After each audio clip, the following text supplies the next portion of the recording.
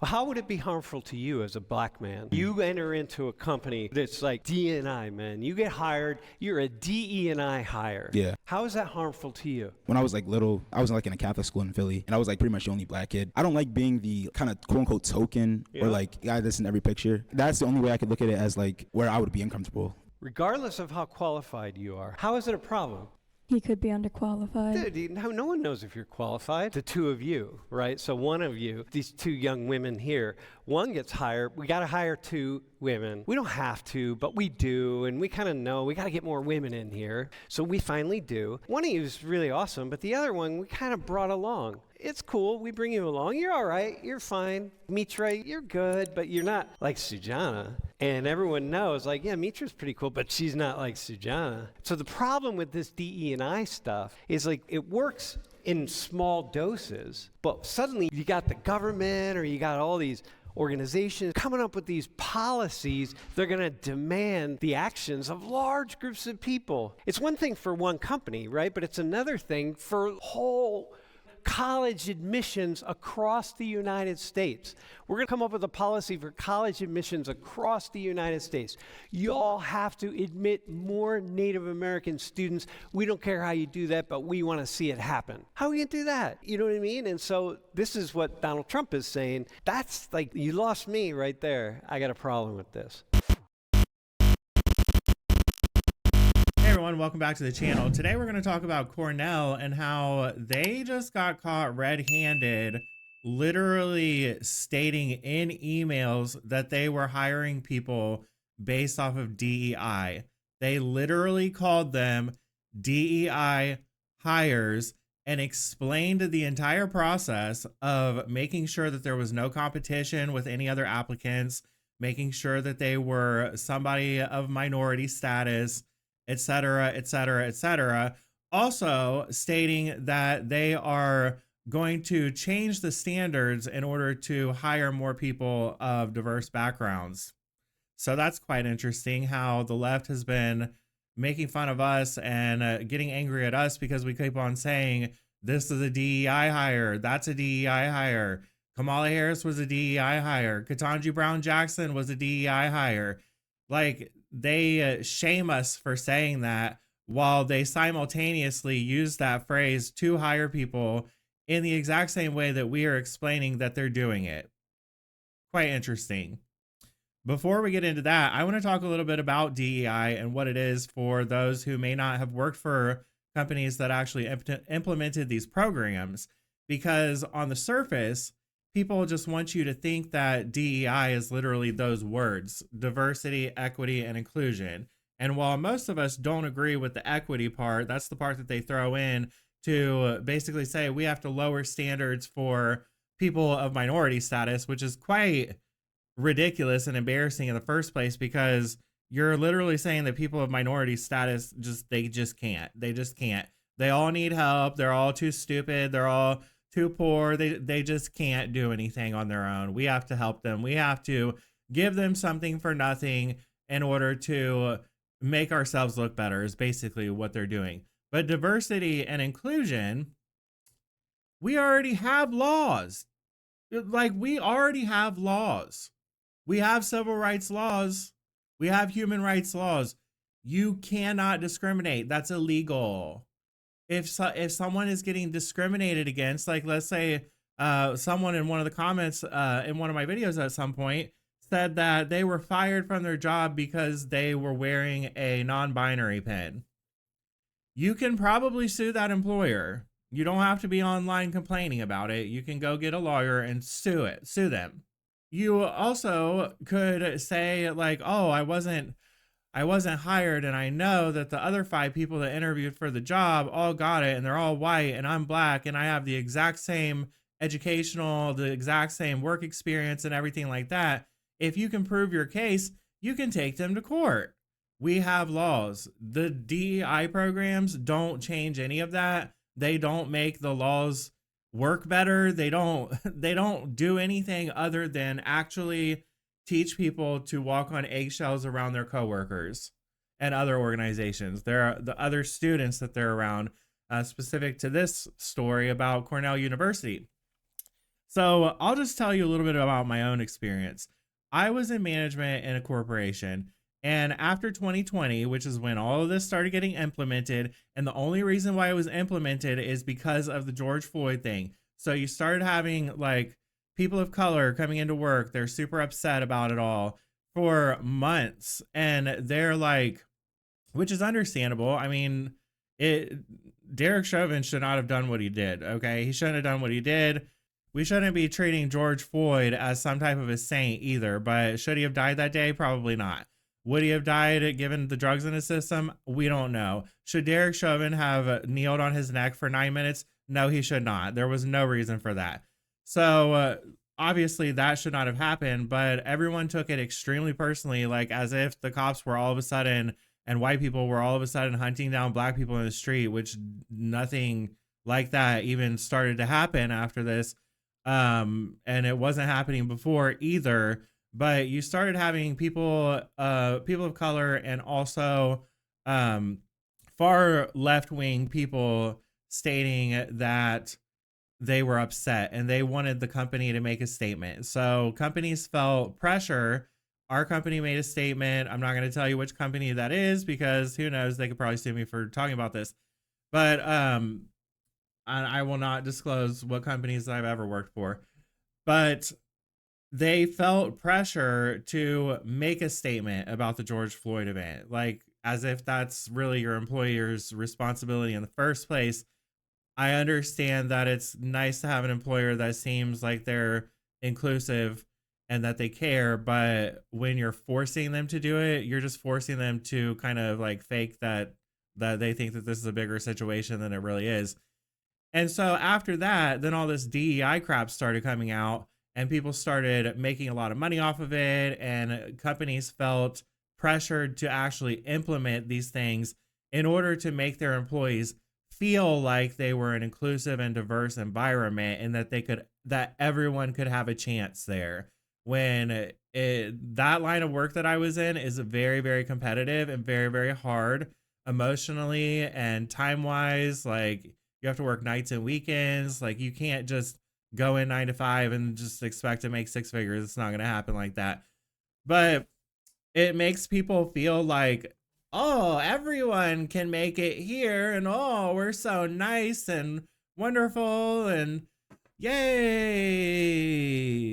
And then you start learning the material. And it's literally people, usually people of color, talking about microaggressions and you shouldn't say this and you shouldn't. It's literally reprogramming white straight people to interact with other people as if we can't decide how to interact with people on our own and then accept the consequences of those actions.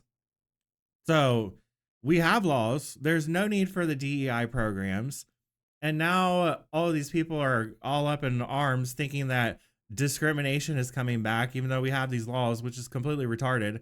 But these universities are getting found out and we have evidence. Before I show you the evidence of that, I want to show you how my little conversation with my assistant ChatGPT about this, because sometimes you have to have a conversation with it. You know, you can't just like ask it a question and then say, oh, okay, well, all right, and then not think about it anymore. That's not really how life works.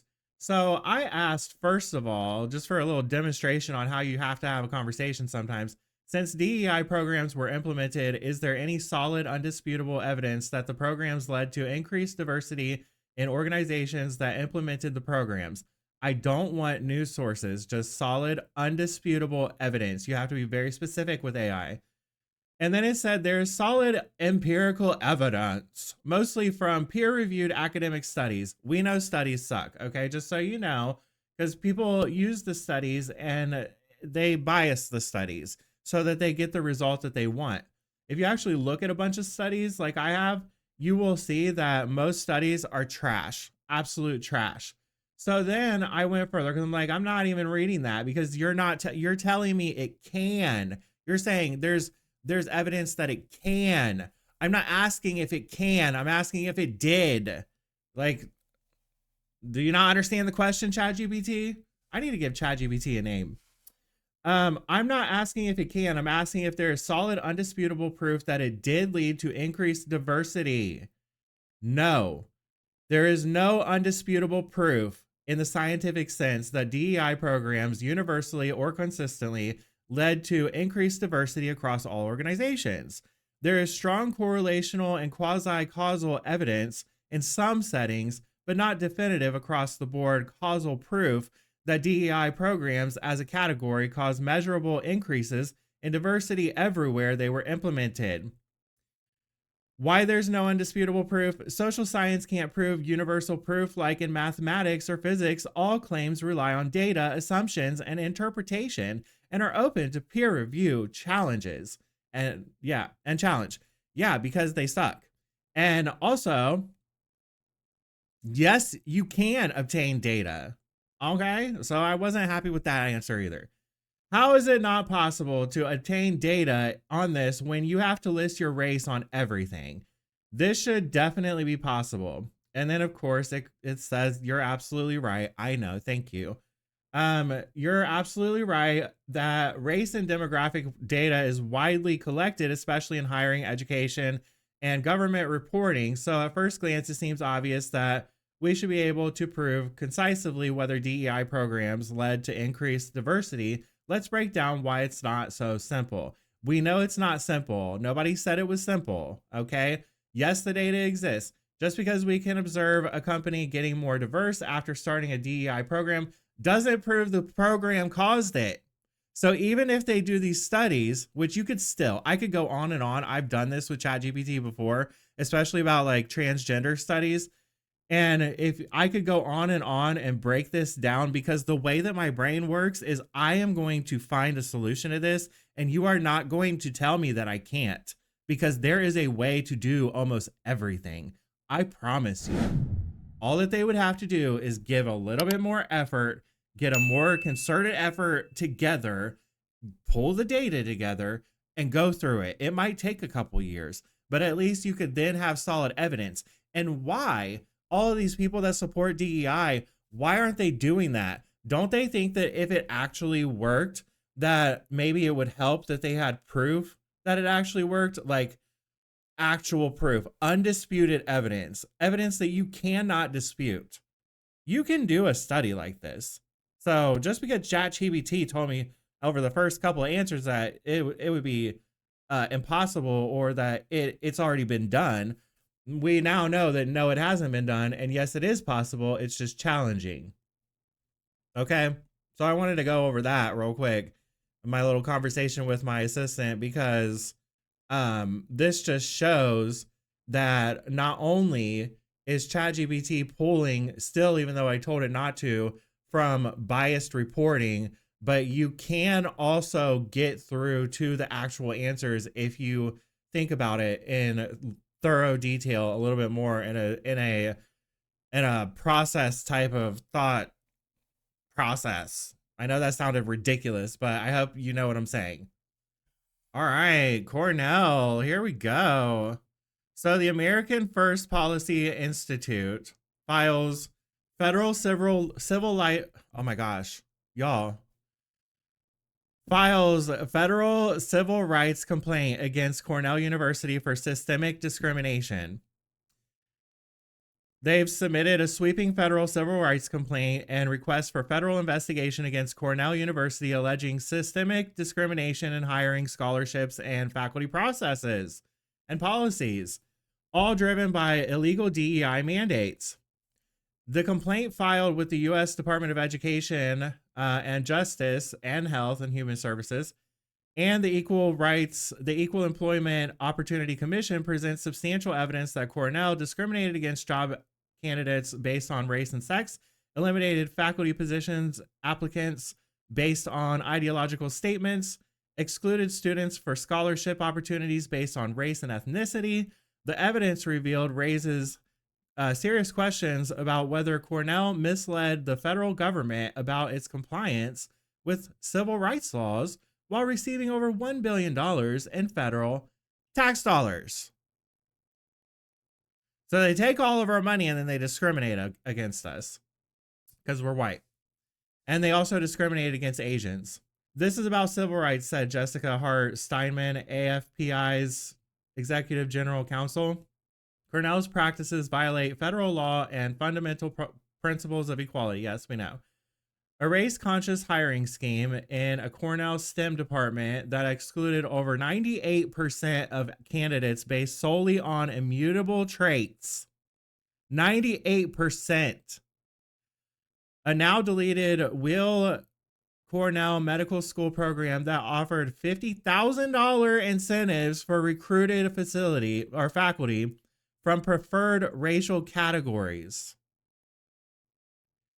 Scholarships restricted by race or ethnicity, a hostile environment in which objecting to discriminatory that's another thing about DEI.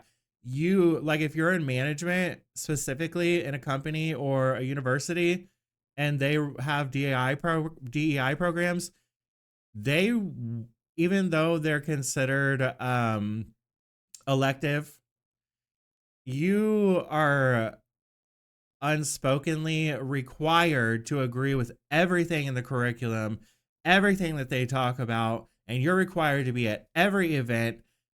Any ERG groups that are like connected to whatever kind of minority you are, if that's the kind of ERG group that you have, which is an employee resource group. I was a part of the Rainbow Alliance, and I actually quit the Rainbow Alliance probably about 6 months before I left the job because I just couldn't. I couldn't anymore. I couldn't even sit there and listen to them. I'm not like when they started planning for Pride, probably 2023, I believe, actually. So it was longer than 6 months.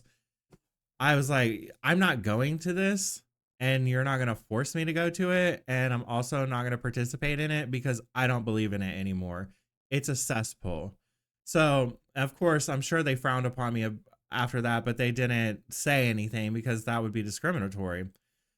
But you are required, basically, unspokenly, to be a part of this and agree with everything they say. And if I were to say something against this at work, I would be demonized. Okay? So if you don't agree with all of this, retraining of white straight people's brains, then you will be looked upon, you will be talked about in management meetings about how you're not a team player and maybe you're racist. Like, y'all, seriously. And when I was on the left and I was still in this group, this LGBTQIA+++ Rainbow Mafia Alliance group, I actually felt a certain way when certain people wouldn't join the groups. And that was a part of my like brainwash, my libtard brainwashing. Like it's a real thing. It is a real thing, and it makes you feel emotions about things that you really shouldn't care about. It's absolutely crazy. It's like a social experiment. It's like a psyop, honestly, to reprogram the brains of people so that they all fall in line. So it could create a hostile environment. So AFPI is urging federal agencies to investigate whether Cornell violated Title VI, Title VII, Title IX, and the False Claims Act. Taxpayers, students, and employees deserve to know whether university officials falsely certified compliance with civil rights laws in order to secure taxpayer funds. And then you can read the full complaint here, which I already have it pulled up. So I'm not going to go over this whole thing because it's really long. So I've got some little parts here. So obviously we know everything that I just read. Okay, so I'm just going to skip down. A lot of this is just calling out what the specific programs were called, the different scholarships and things that they had for Black people, Latino people. That's pretty much all the people. So I wanted to skip down to the evidence. This is the shit. This is it right here, y'all. This is it. Let me make this bigger. I'm gonna make this bigger so that if you want to read along, you will have a better chance. I'm gonna have to lean in because this is really tiny. So bear with me. So at the very top, the subject of the email is diversity hire. Guys, They've been telling us for years that this isn't happening. They've been telling us for years that we're wrong about this, that we're evil and bigots and we're racist and we're transphobic and we're homophobic and all of the phobias. Well, turns out we were 100% correct. So diversity hire is that's what we're going to call our email before we send it. That's smart. I have been having extensive email and verbal discussions with Chelsea Specht, blank associate dean for diversity and inclusion. Surprise, surprise. And Yale Levita, associate vice provost, and Avery August, vice provost in the Office of Faculty Development and Diversity about our hoped for diversity hire. Ooh, your diversity hire. I wonder what that means. Ooh. I think the discussions have been going well. I feel that because of their expertise and because we're trying to do something a little out of the ordinary, illegal. It's illegal is what you actually meant to put. I am wanting to follow their advice closely. Yeah, so that they can't blame you, even though you called this diversity hire. Chelsea feels that the best is to invite just one person. Wonder why that is. She is concerned about us having a search dynamic. So you're concerned about having a search because you might not get enough diverse people in your little group. So you want to pinpoint somebody that qualifies as your diversity hire so that you don't have any competition against them of people that may be more qualified. Yeah. What we should be doing is inviting one person whom we have identified as being somebody that we would like to join our department and not have that person in competition with others. If that person is interested in the possibility of joining blank, we would invite them for interview, and we obviously would hope that would lead to a hiring. However, either side might decide not to continue if, through the process, the fit does not seem to be right, aka diverse enough for us. So the plan would be to invite blank, who is clearly our top candidate among those that we have been comparing. If blank is not interested, then we would move on to blank and so on. So all of these people are their diversity options. I attached the letter template and I would use for and others blank and blank if blank is not interested. The basic structure to this letter came from Yale Avery. Ooh, you just called him out. You just threw him under the bus. And much of the second and third paragraphs are standard language and some other sentences also. I've tried to craft the letter to fit with our department and the particular circumstances under which we might make a hire, aka as long as they're not straight and white, especially straight white men. So they said it themselves, y'all. They're hiring people based off of DEI. They are hiring DEI hires. They are discriminating against straight white people is exactly what's happening here, and against Asian people. It's absolutely insane. And I'm so glad that we're finding evidence now that we can actually see and we can read out loud and we can show to other people so that they can see that what we've been screaming for the past 4 years is actually true. So tell me, what do you guys think about this? Leave a comment below. Make sure you're subscribed so you don't miss any more content. Press the like button if I didn't already say that, and I'll see you all in the next one.